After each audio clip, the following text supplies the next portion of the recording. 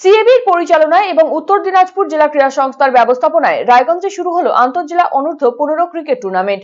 সোমবার সপ্তাহের প্রথম দিনে এই টুর্নামেন্টের সূচনা করা হয়। জেলা ক্রীড়া সংস্থার সাধারণ সম্পাদক সুদীপ বিশ্বাস জানিয়েছেন, এই টুর্নামেন্টে 3টি দল অংশ নিয়েছে।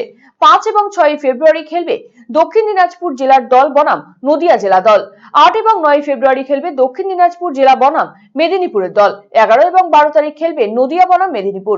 এদিন এই টুর্নামেন্ট ঘিরে রায়গঞ্জ স্টেডিয়ামে বেশ উন্মাদনা লক্ষ্য করা যায়।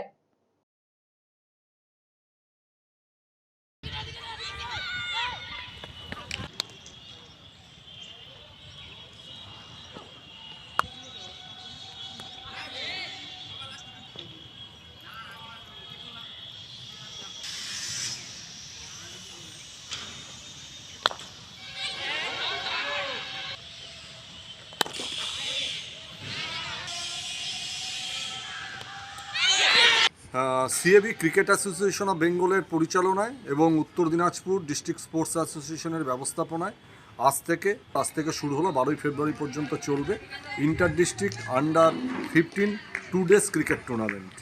আমাদের এখানে 3টা ডিস্ট্রিক্ট অংশগ্রহণ করছে। আজকের খেলা হচ্ছে দক্ষিণ দিনাজপুর জেলা দল বনাম নদিয়া জেলা দল। এই খেলাটা চলবে 5-6 ফেব্রুয়ারি। 7 তারিখ রেস্ট ডে। 8-9 খেলবে দক্ষিণ দিনাজপুর জেলা দল ভার্সেস মেদিনীপুর জেলা দল। 10 তারিখ রেস্ট থাকছে। 11 এবং 12 তারিখ আবার খেলবে নদিয়া জেলা দল ভার্সেস মেদিনীপুর জেলা দল। বহু আকাঙ্ক্ষিত চিকিৎসক তথা পূর্ব ভারতের বিখ্যাত হার্ট স্পেশালিস্ট ডক্টর হেমন্ত কুমার গর্গ এখন প্রতি মঙ্গলবার বসছেন রায়গঞ্জের দিশারিতে।